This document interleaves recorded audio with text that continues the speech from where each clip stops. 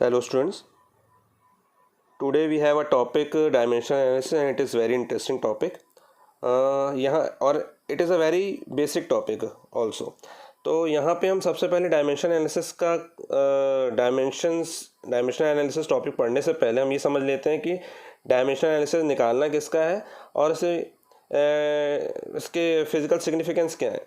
ठीक है, तो सबसे पहले आप जानते हैं कि द 7 फंडामेंटल और base quantities chosen in SI are called 7 dimensions of the physical world. आपको मैंने बताया था लास्ट वीडियो में कि fundamental quantities, base quantities, physical quantities जो होती हैं वो 7 होती हैं: mass, length, time, electric current, temperature, luminous intensity और अमाउंट ऑफ सब्सटेंस, है ना, जिनको उनकी यूनिट के साथ भी बताया था. ठीक है, तो ये जो बेसिक क्वांटिटीज़ हैं यहाँ पे, है ना, इनके अब हमको डायमेंशन निकालनी, यानी कि कोई फिजिकल क्वांटिटी ले ली मैंने, अगर सपोज मैंने वॉल्यूम ले लिया, तो वॉल्यूम आप जानते हैं लेंथ, ब्रेड्थ और हाइट, इन तीनों का मल्टीप्लिकेशन होता है. लेकिन मैंने आपको फिजिकल क्वांटिटी में बताया था कि लेंथ हो, डिस्टेंस हो, हाइट हो, एल्टीट्यूड हो, कुछ भी हो, है ना, तो अगर वो सेम डायमेंशन का, अगर वो सेम फिजिकल क्वांटिटी उसकी सेम ही है, नाम अलग अलग हो जाते हैं, तो हम उसको लेंथ ही कंसीडर करेंगे. डिस्टेंस, हाइट, एल्टीट्यूड, ब्रेड्थ, है ना, तो ये हम लेंथ में ही कंसीडर करेंगे, फिजिकल क्वांटिटी लेंथ. ठीक है, तो अगर यहाँ पे मैंने लिखा है वॉल्यूम, तो वॉल्यूम का फॉर्मूला होता है length into breadth into height, यानी कि length into length into length. Simple. तो length into length into length यानी कि लेंथ का क्यूब, लेंथ का क्यूब. ठीक है, ये हो गया वॉल्यूम. ये क्या हो गया? वॉल्यूम. तो देखिए यहाँ पे वॉल्यूम में लेंथ का क्यूब है, यानी कि तीनों तरफ से लेंथ क्या आ रही है, तीनों तरफ से क्या आ रही है? लेंथ आ रही है. सपोज मैंने ये बॉक्स बना दिया, तो देखिए यहाँ पे तीनों तरफ से लेंथ आ रही है ना. भले आप इसको नाम लेंथ, ब्रेड्थ और हाइट दे रहे हैं, है ना, इस बॉक्स को, इस सॉलिड बॉक्स को. ठीक है, लेकिन ये क्या है, यहाँ पे फिजिकल क्वांटिटी के टर्म में हमने जो बेसिक क्वांटिटी ली हुई है इसमें लेंथ ही कंसीडर करके चलेंगे, है ना. तो अलग अलग नाम लेने की जगह हम क्या करेंगे, हम एक ही तरह की क्वांटिटी को यूज़ करेंगे, एक ही तरह की क्वांटिटी यूज़ करेंगे और उसके डायमेंशंस देखेंगे. तो यहाँ डायमेंशन जो है, यहाँ पे हम डायमेंशन बता रहे हैं, ये डायमेंशन यहाँ पे क्या है? 3. तो डायमेंशन क्या कहलाते हैं? The dimensions of a physical quantity are the parts or exponents to which the units of base quantities are raised to represent a derive unit of that quantity. तो सबसे पहले तो मैंने आपको बताया था फिजिकल क्वांटिटी, वॉल्यूम एक derived physical quantity है ना, जो इनसे मिलके बनी हुई है, और इनमें भी सिर्फ लेंथ से मिलके बनी हुई है. तो यहाँ पे लेंथ का डायमेंशन क्या है? 3. तो यहाँ आप बोलोगे कि द डायमेंशन ऑफ लेंथ, है ना, volume is said to have 3 dimensions in length, है ना. The volume is said to have 3 dimensions in length, 3 dimensions in length. ठीक है, और ये सारी फिजिकल क्वांटिटी, और हम पूरा 11th में सिर्फ मैकेनिक्स पढ़ने वाले हैं. और मैकेनिक्स में हमने बताया था कि मास, लेंथ और टाइम ये 3 फिजिकल क्वांटिटी ही लेनी है ना. और इनके कोई डायमेंशन नहीं है. यहाँ पे कहीं आपको मास या टाइम दिखाई दे रहा है? दिखाई तो ये भी नहीं दे रहे हैं सारे के सारे, लेकिन हम मैकेनिक्स में सिर्फ 3 से रिप्रेजेंट करेंगे, मास, लेंथ और टाइम. ठीक है, और इलेक्ट्रोडायनेमिक्स ले लेंगे अगर मान लीजिए, तो हम इलेक्ट्रिक करंट को भी ले लेंगे. ठीक है, लेकिन मैकेनिक्स में अगर हम लेंगे तो सिर्फ मास, लेंथ और टाइम लेंगे. तो अगर मैं यहाँ पे देखो मास और टाइम का डायमेंशन, तो मास और टाइम का डायमेंशन कोई नहीं है, 0 है. तो आप बोलोगे यहाँ पे कि द मास एंड टाइम, है ना, have no dimensions in volume, है ना. वॉल्यूम में मास और टाइम का कोई डायमेंशन नहीं है यहाँ पे. तो फॉर्मूला आप जो लिखोगे वॉल्यूम का डायमेंशनल फॉर्मूला, इसको हम बोलते हैं डायमेंशनल फॉर्मूला. तो क्या लिखेंगे? मास 0, लेंथ के 3 डायमेंशन से, और टाइम का 0. और इसको इस ब्रैकेट के ऐसे, ये स्क्वायर ब्रैकेट में हमको रिप्रेजेंट करना. मैंने यहाँ पे लिखा हुआ है, यहाँ पे द 7 फंडामेंटल और base quantities chosen in SI are called 7 dimensions of the physical world, जिसमें, है ना, ये पूरे 7 आते हैं. They are denoted with square bracket this, है ना, इस ब्रैकेट के अंदर लिखना है आपको, जैसे ये लिखे हुए एल को ऐसे, मास्क में कैपिटल एम, सब कैपिटल ही लिखना है आपको, है ना। टी में टाइम में को भी आप कैपिटल टी और ब्रैकेट के अंदर इलेक्ट्रिक करंट में ए, क्योंकि एम्पियर होती है इसकी यूनिट तो इसलिए, है ना। क्योंकि ठीक है, और चार्ज होता तो Q is equal to I T ले लेते हैं हम, और आई टी में ए लेते हैं हम, ए इंटू टी, ठीक है। तो जो डिराइव्ड होंगी सबसे पहले डिराइव को आपको इससे रिप्रेजेंट करना है, फिर आपको इनको ब्रैकेट में लिखना है ना। तो ये मास लेंथ और टाइम आपको समझ में आया, डायमेंशनल फार्मूला इस तरीके से लिखते हैं। और भी होते हैं इसमें, तो ये भी होते हैं लेकिन इनको नहीं लिखना, क्योंकि एक वॉल्यूम जो है वो मैकेनिक्स की फंडामेंटल फिजिकल क्वांटिटी है ना, फिजिकल डिराइव्ड क्वांटिटी है, तो उसको हमको इसी के टर्म में लिखना पड़ेगा, ठीक है, इसी के टर्म में ही लिखना है। बाकी के डायमेंशन भी इसमें ज़ीरो ही हैं, ठीक है। चलिए अब इसके बाद बात करते हैं, क्योंकि डायमेंशंस है ना, यहाँ पे जो पार है इन्हीं को डायमेंशंस बोल रहे हैं, है ना, जो पार हैं इन्हीं को क्या बोल रहे हैं, डायमेंशन बोल रहे हैं। यहाँ पे मैंने डेफिनेशन लिखवाई हुई है आपको, the dimensions of physical quantity are the parts to which the units of base quantities are raised to represent a derive unit of that quantity. तो जितनी ज़्यादा ये बढ़ेंगी या जितनी कम होंगी वही उसका क्या होगा, डायमेंशन होगा। डिवाइड में आ गया तो ऊपर ले जाओगे माइनस में आ जाएगा, है ना, पार माइनस हो जाती है डिवाइड में होती है तो ऊपर ले जाने के बाद, ठीक है। तो ये डायमेंशन है क्या, डायमेंशन यही होते हैं, जैसे आप जानते हैं कि कोई भी ज्योमेट्री है ना, ज्योमेट्री लाइक पॉइंट है, तो पॉइंट का कोई डायमेंशन नहीं, the point has no dimension. और पॉइंट्स के कलेक्शन से ही लाइन मिलती है, बनती है, तो लाइन का क्या हो गया, वन डायमेंशन, है ना, लाइन क्या हो गया, वन डायमेंशन, एल की पावर वन, ठीक है। फिर उसके बाद आपने क्या किया, लाइन से मिलके क्या बनता है, प्लेन, प्लेन यानी कि सरफेस, है ना, तो इसमें टू डायमेंशन होंगे, लेंथ इनटू ब्रेड्थ, तो अब टू डायमेंशन हो गया इसका। और उसी के बाद अगर प्लेन, अब प्लेन से मिलके क्या बना रहता है आपका, प्लेन से मिलके बना रहता है सॉलिड वॉल्यूम, तो अब इसमें लेंथ भी, ब्रेड्थ भी, हाइट भी, तो तीन डायमेंशन हो गया। बात समझ में आ रही है, इसको हम बोलते हैं डायमेंशनल एनालिसिस, ठीक है। चलिए इसके बाद हम डिराइव्ड क्वांटिटी देखते हैं, सपोज और भी डिराइव्ड क्वांटिटी लाइक वेलोसिटी, जिसमें और भी टर्म आ जाए, इसमें तो मास और टाइम का डायमेंशन ज़ीरो था। तो दूसरा सपोज देख लेते हैं, एक एग्जांपल हो गया, दूसरा एग्जांपल हो गया आपका एग्जांपल नंबर 2, वेलोसिटी सपोज, है ना। तो वेलोसिटी आपको फॉर्मूला पता होना चाहिए। वेलोसिटी एक डिराइव्ड क्वांटिटी है जो मास और टाइम से मिलके बना हुआ है, मास लेंथ और टाइम से मिलके बना हुआ होगा, है ना। यह हो सकता है इनमें से कोई एक आध डायमेंशन नहीं हो, है ना। तो मास लेंथ और टाइम ये हमको लेना है, तो वेलोसिटी का सबसे पहले फॉर्मूला होता है आपका displacement upon time, displacement upon time, है ना। तो डिस्प्लेसमेंट को हम किससे रिप्रेजेंट करते हैं बच्चों, डिस्प्लेसमेंट को हम रिप्रेजेंट करते हैं, डिस्प्लेसमेंट भी एक लेंथ है तो एल से रिप्रेजेंट कर देंगे, वही ब्रैकेट के अंदर कैपिटल लेटर में, और टाइम को भी ब्रैकेट के अंदर ऐसे, ठीक है। तो वेलोसिटी का फॉर्मूला क्या हो गया, dimensional formula, length as it is, और टाइम, टाइम ऊपर जाके टाइम इन्वर्स हो जाएगा, है ना, पार क्या हो जाती है, माइनस में चले जाती है, ऊपर ले जाओ तो, है ना, इसके पार कुछ नहीं, यानी कि ऊपर ले जाओगे तो माइनस में चली जाएगी, आप जानते हैं इस चीज़ को अच्छे से, ठीक है। तो अब मास का डायमेंशन ज़ीरो है, यहाँ पे लेंथ का वन है और टाइम का -1 है ना।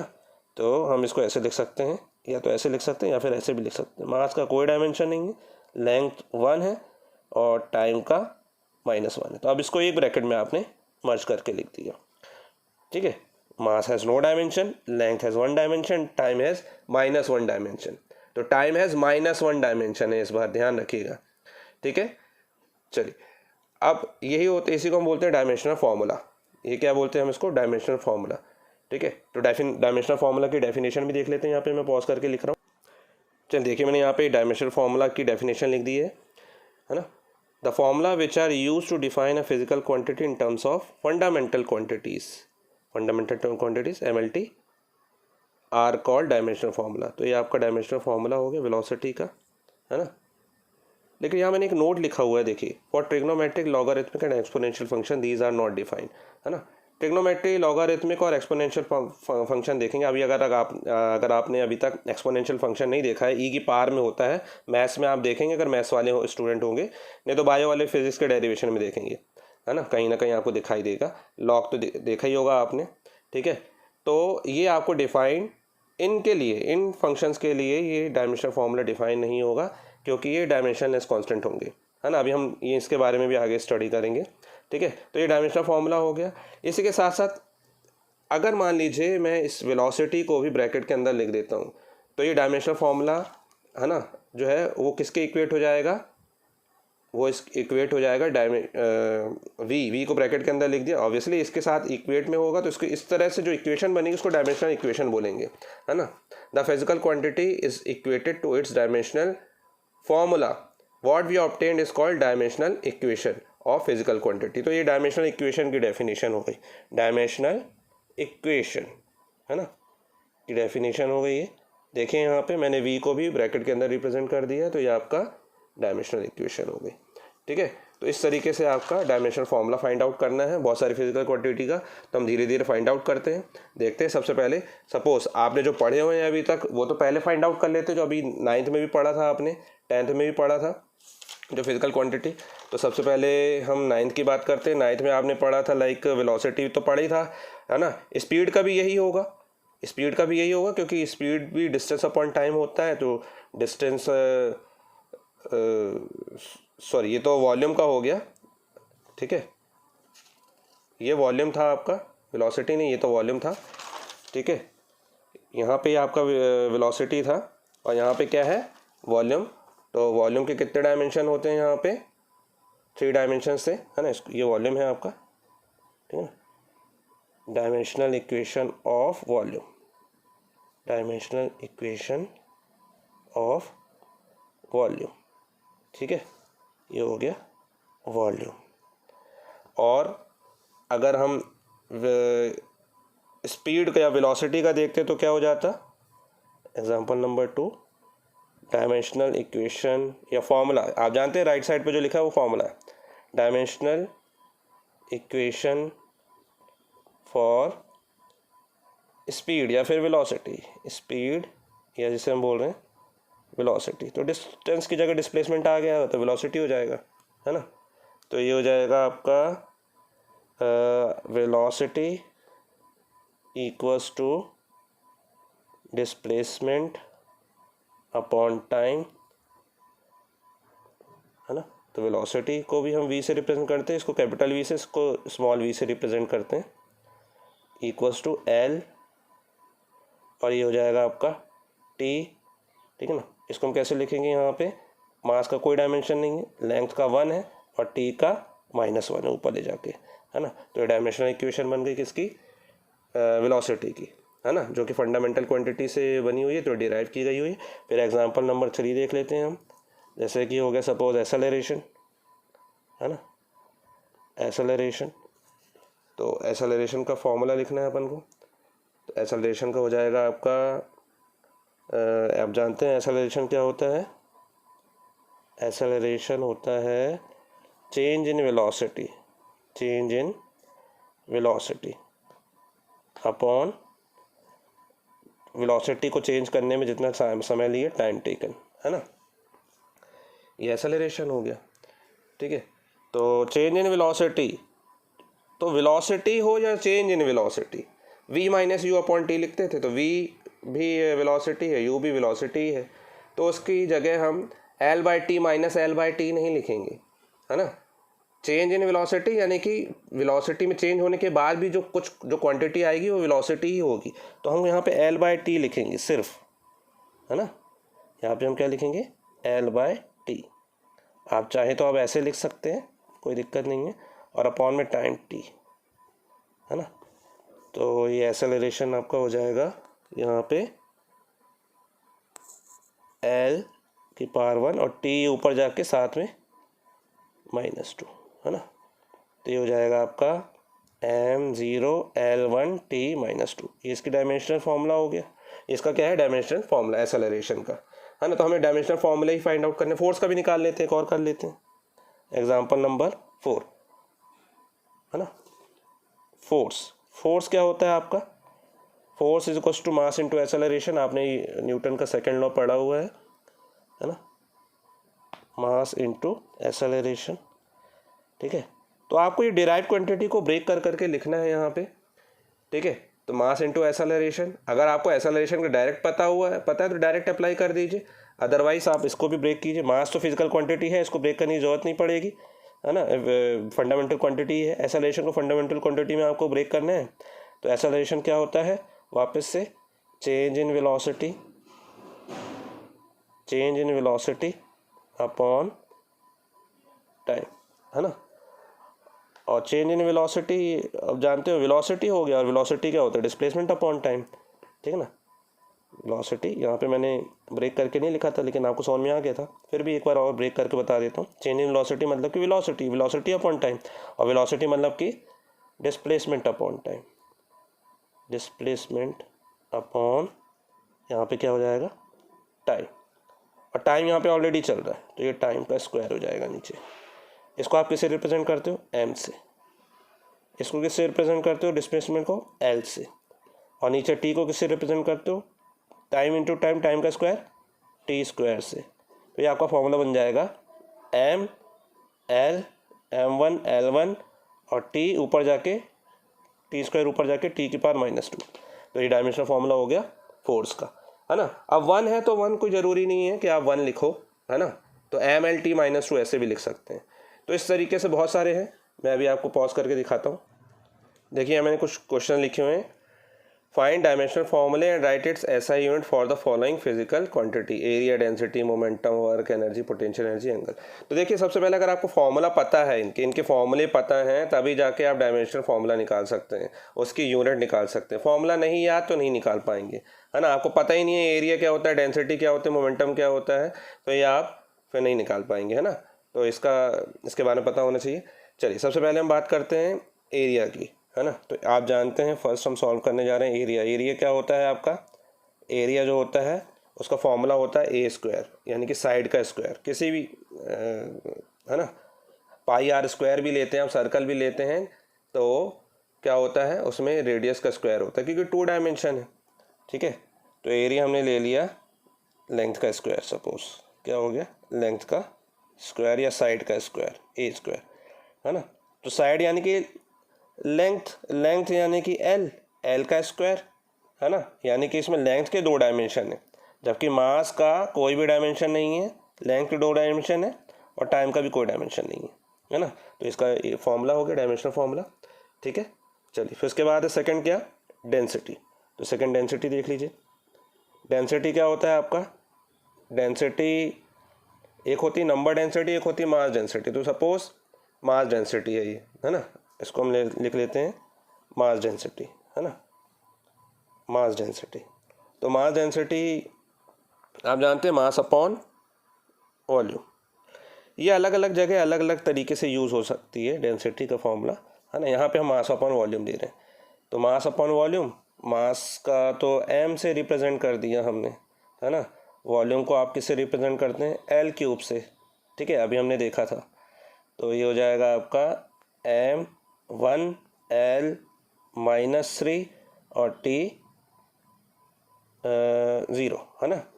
अच्छा इसकी ऐसा यूनिट भी लिखने की थी अपन को। तो एरिया की यूनिट क्या होती है, मीटर स्क्वायर, है ना।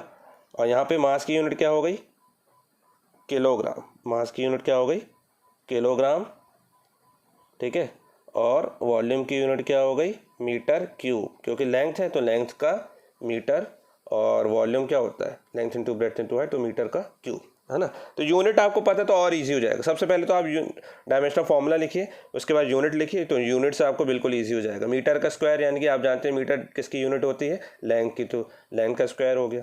तीसरा अभी तीसरी फिजिकल क्वांटिटी दी हुई है आपको मोमेंटम, जो कि आपने पढ़ी थी 9th क्लास में, मास इंटू वेलोसिटी, है ना, mass into velocity, mass into velocity. Mass की यूनिट किलोग्राम, वेलोसिटी की यूनिट मीटर पर सेकंड, तो किलोग्राम मीटर पर सेकंड, तो सेकंड इनवर्स लिख दिया आपने, है ना। और इसका डायमेंशनल फार्मूला क्या हो जाएगा आपका, डायमेंशनल फार्मूला हो जाएगा m, है ना। और वेलोसिटी का आपने पढ़ ही लिया, L-t-1 है, ठीक है। आप ब्रेक करके लिख सकते हो, ठीक है। डिस्प्लेसमेंट अपॉन टाइम लिखना, तो displacement upon time length upon या डिस्प्लेसमेंट अपॉन टाइम में लेंथ ले लेना और टाइम ले लेना, टाइम को ऊपर ले जाना, टाइम के इनवर्स हो जाएगा। फोर्थ है आपका वर्क, है ना। वर्क जानते हैं आप क्या होता है, फोर्स इनटू डिस्टेंस या फिर डिस्प्लेसमेंट, है ना, फोर्स इनटू डिस्प्लेसमेंट, आपने ये पढ़ा हुआ है फॉर्मूला 9th क्लास में भी। तो force into displacement, force into force का जो यूनिट है ऐसा यूनिट किलोग्राम, मास इनटू एक्सेलरेशन होता है।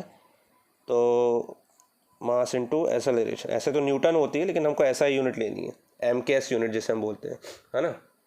तो kilogram metre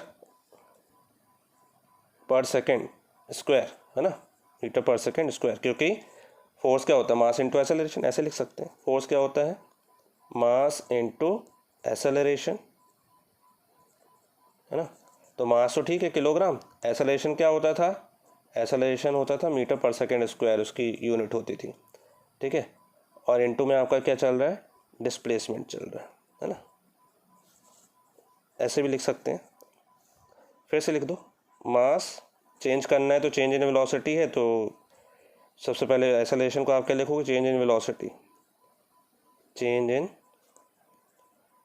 velocity upon time, और ये क्या है, डिस्प्लेसमेंट, है ना, डिस्प्लेसमेंट। और यहाँ पे मास वेलोसिटी, चेंज इन वेलोसिटी यानी कि डिस्प्लेसमेंट, वेलोसिटी में चेंज यानी कि वेलोसिटी तो डिस्प्लेसमेंट अपॉन टाइम होता है। तो चेंज इन वेलोसिटी में मैंने आपको बताया वेलोसिटी में चेंज को वेलोसिटी ही लेंगे, तो क्या हो जाएगा यहाँ पे फिर से डिस्प्लेसमेंट, डिस्प्लेसमेंट अपॉन टाइम, और इनटू में टाइम चल ही रहा है ऑलरेडी, और डिस्प्लेसमेंट यहाँ यहाँ है ना, टाइम यहाँ पे डिनोमिनेटर में टाइम के मल्टीप्लिकेशन में टाइम ऑलरेडी चल रहा था और यहाँ डिस्प्लेसमेंट चल रहा था, तो एज इट इज़ लिख दिया। बाकी बस आपका ये जो डिराइव्ड क्वांटिटी है वर्क, वो फंडामेंटल क्वांटिटी में ब्रेक हो गया, जिसके डायमेंशन हमें पता रहते हैं, जिसको हम कैसे लिखना है, हमें एम से, डिस्प्लेसमेंट को एल से, यहाँ पे भी डिस्प्लेसमेंट को एल से, इनको टी से, और टाइम 2 बार है तो टाइम को टी से, है ना। तो ये जाएगा आपका m1 L स्क्वायर और t-2, है ना। ये डायमेंशनल फॉर्मूला हो गया, तो वर्क का हो गया, है ना। वर्क होता है फोर्स इनटू डिस्प्लेसमेंट। ऐसे एनर्जी का निकाल लेते हैं हम, ठीक है। लेकिन एनर्जी का कोई फॉर्मूला नहीं होता। एनर्जी, सिंपल एनर्जी का फॉर्मूला तो, क्योंकि एनर्जी जो होती है वो वर्क डन ही होती है ना। एनर्जी जो होती है वर्क डन के ही बराबर होती है। वर्क तो हम जूल में मेजर करते हैं, है ना। वर्क किस में मेजर करते हैं, हम जूल में मेजर करते हैं। तो ऐसा यूनिट वर्क की क्या होगी, जूल, ऐसा यूनिट जूल होगी। फोर्स की किलोग्राम, डिस्प्लेसमेंट की मीटर पर सेकेंड स्क्वायर थी, है ना। लेकिन वर्क की ऐसा यूनिट क्या होगी, जूल, ये ऐसा यूनिट इसकी जूल है ना। तो ठीक है, तो यहाँ पे एनर्जी, वर्क की ऐसा यूनिट जूल हो गई, तो एनर्जी की भी ऐसा यूनिट जूल होती है। और जब दो सेम ऐसा यूनिट्स होती हैं तो उनके डायमेंशनल फार्मूला भी क्या होंगे, सेम होंगे। तो एनर्जी का भी फार्मूला यही आएगा, energy is equals to work, और वर्क का फार्मूला ये लगा है, फ्री हो गया, है ना। उसके बाद पोटेंशियल एनर्जी, तो एनर्जी कोई सी भी हो वही फार्मूला आएगा। फिर भी देख लेते हैं, है ना, पोटेंशियल एनर्जी देख लेते हैं। Fifth, potential energy, potential energy, potential energy का फॉर्मूला याद हो अगर आपको, तो वो होता था, पोटेंशियल एनर्जी का फॉर्मूला mgh, h हाइट होती थी, g acceleration due to gravity, और m मास। तो ये मास है ना, जिसका फॉर्मूला क्या हो गया, m, ये एक्सेलरेशन ड्यू टू ग्रेविटी है, जी क्या है यहाँ पे, एक्सेलरेशन ड्यू टू ग्रेविटी, ठीक है ना, 9.8 मीटर पर सेकेंड स्क्वायर जो आपने पढ़ी थी। तो ये कितनी हो गई, एक्सेलरेशन अभी हमने फाइंड आउट किया, LT-2 होता है मीटर पर सेकेंड स्क्वायर। मास क्या था, किलोग्राम, और ये क्या था, मीटर पर सेकेंड स्क्वायर, है ना। और ये क्या हो गया, हाइट मीटर, तो मीटर स्क्वायर पर सेकेंड स्क्वायर, जिसकी ऐसा यूनिट पोटेंशियल एनर्जी की भी जूल होती थी, ऐसा यूनिट की पोटेंशियल एनर्जी भी जूल होती थी। कोई भी एनर्जी उसकी ऐसा यूनिट जूल होती है ना। और यहाँ पे एच का क्या हो गया डायमेंशन, एल, तो यहीं से आप निकाल सकते हो ऐसा यूनिट से, किलोग्राम एम मीटर स्क्वायर यानी कि लेंथ का स्क्वायर टाइम की पावर -2, सीधा सीधा आ गया यहाँ पे। तो एम एल स्क्वायर टी -2, तो यहाँ पे वर्क का भी तो नहीं था, देखिए वर्क का भी इतनी था, एम एल स्क्वायर टी -2, ठीक है। और यहाँ पे भी एम एल स्क्वायर टी -2 1 लगाया है, ठीक है। तो ये पोटेंशियल एनर्जी का हो गया। उसके बाद देखिए क्या है, एंगल है ना। तो एक लास्ट क्वांटिटी और देख लेते हैं, 7 एंगल। एंगल है ना, तो एंगल इज इक्वल टू होता है arc upon radius. Previous video में भी हमने देखी था, अगर मान लीजिए आपने नहीं देखा है कभी तो एंगल इज इक्वल टू होता है आर्क अपॉन रेडियस, ठीक है। अब आर्क तो एक लेंथ होती है, आर्क यहाँ पे क्या है, is a kind of length, और रेडियस भी लेंथ होती है। तो जब दो सेम क्वांटिटी का रेशियो लेते हैं तो वो क्या बन जाता है, वो एक कांस्टेंट बन जाता है, डायमेंशन लेस बन जाता है ना। तो यहाँ पे एंगल जो है वो एक डायमेंशन लेस, सॉरी कांस्टेंट नहीं है यहाँ पे, ये तो वेरी करता है, एंगल तो वेरी कर रहा होता है। तो यहाँ आर्क जो है लेंथ है और रेडियस भी लेंथ है, लेकिन ये डायमेंशन लेस है, डायमेंशन लेस वेरिएबल बोलेंगे हम इसको, है ना। यहाँ पे क्या बोलेंगे, एम 0, लेंथ भी क्या हो गई, कैंसिल होके 0, टी तो है ही नहीं इसमें कहीं, है ना। तो यहाँ पे हम बोलेंगे इसको angle is dimension less variable, क्योंकि किसी भी फिजिकल फंडामेंटल फिजिकल क्वांटिटी का कोई भी डायमेंशन नहीं है, डायमेंशन लेस वेरिएबल। ऐसे और भी होते हैं डायमेंशन लेस वेरिएबल जो हम आगे पढ़ते जाएंगे, आप उसको रीड करते जाना। अभी मैं आपको कुछ क्वेश्चन दे रहा हूँ जो आपको सॉल्व करना है, मुझे दिखाना है होमवर्क। देखिए यहाँ कुछ क्वेश्चन दिए हैं, ये आपको सॉल्व करने हैं, है ना। लेकिन इसमें से कुछ नए आ गए, जैसे electrical power, resistance, electric potential. तो इसमें एक चौथी फिजिकल क्वांटिटी, फंडामेंटल क्वांटिटी भी आ जाएगी, है ना। वो देख लेते, मैं आपको एक करके बता दे रहा हूँ। सपोज रेजिस्टेंस का निकालना है, तो रेजिस्टेंस का फॉर्मूला आपको पता होना चाहिए, है ना। ये कौन सा नंबर का, 7 नंबर का। तो ये क्या है, रेजिस्टेंस। तो रेजिस्टेंस का फॉर्मूला आपको पता हो तो ओम्स लॉ से V अपॉन I था। V क्या था यहाँ पे, पोटेंशियल डिफरेंस, है ना, potential difference upon electric current, है ना, इलेक्ट्रिक करंट, इलेक्ट्रिक करंट। तो पोटेंशियल डिफरेंस का फॉर्मूला याद हो तो V is equal to W upon Q होता था, work done on a charge, work done upon charge, ठीक है। तो ये हो जाएगा आपका वर्क डन अपॉन चार्ज, और करंट क्या होता था, charge into time, Q is equal to I T, तो I is equal to Q by T होता था, sorry, I is equal to Q by T. तो charge upon time, charge upon time, तो upon में time है तो ऊपर ले जाते हैं हम उसको, टाइम। तो ये हो जाएगा वर्क डन। वर्क डन का फॉर्मूला डायरेक्ट याद है तो लिख दीजिए, पहले इसको और ब्रेक कर दीजिए, नहीं तो वर्क डन क्या होता है, force into displacement, force into displacement, और साथ में टाइम है। और चार्ज क्या होता है आपका, चार्ज, अच्छा इलेक्ट्रिक करंट था तो चार्ज में ज़रूरत नहीं थी, क्योंकि हमको तो इलेक्ट्रिक करंट ही लेनी रहती है ना। तो चार्ज का स्क्वायर हो रहा है, और चार्ज क्या होता है, Q is equal to I T, है ना, Q इज इक्वल टू क्या होता है, आई टी। तो चार्ज का स्क्वायर यानी कि करंट इनटू टाइम का स्क्वायर, करंट इनटू टाइम का स्क्वायर, है ना, क्योंकि चार्ज इनटू चार्ज है, तो 2 बार करंट इनटू टाइम, 2 बार करंट इनटू टाइम लिखना पड़ेगा, तो करंट इनटू टाइम का होल स्क्वायर। तो अब यहाँ फोर्स आप जानते हैं, फोर्स क्या होता है, फोर्स का फॉर्मूला mlt -2, या फिर इसको भी और ब्रेक करना है तो मास इनटू एक्सेलरेशन कर दीजिएगा, है ना। तो अदरवाइज आपको बनता है तो आप कर लीजिएगा, mlt -2, इसका फॉर्मूला, डिस्प्लेसमेंट आपका लेंथ, टाइम t, करंट आपका होता है a, और ये होता है टाइम t। तो देखिए यहाँ पे करंट को मैंने किससे रिप्रेजेंट किया, a से, तो चौथी फंडामेंटल फिजिकल क्वांटिटी मैंने यूज़ कर दी, यहाँ स्क्वायर लगा दिया आपने। तो ये हो जाएगा आपका m, l यहाँ पे 3 है तो l के 3 डायमेंशन हो गए, मास का 1 डायमेंशन हो गया, और टाइम के यहाँ -2 है, और ये टी स्क्वायर ऊपर जाके -2 हो जाएगा, तो -2 -4 हो जाएगा, और ये ऊपर जाके -1 हो जाएगा। तो मास के 1 डायमेंशन, लेंथ के 3 डायमेंशन, टाइम के -4 डायमेंशन और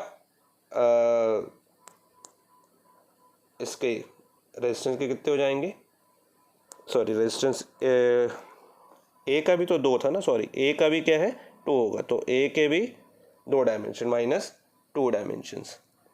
ठीक है, तो ये फॉर्मूला हो गया आपका। अच्छा, टाइम का यहाँ पे एक और टाइम है ना, तो टाइम का -3 होगा, सॉरी -3 -2 इंटू टी, यानी कि t-1 ऊपर जाके -2, तो t-3 हो जाएगा। एम के 1 डायमेंशन, एल के 3 डायमेंशन, टी के -3 और ए के -2 डायमेंशन, है ना। तो ये रेजिस्टेंस का फॉर्मूला हो गया। ऐसे ही आपको बाकी और सॉल्व करने हैं। चलिए, थैंक यू।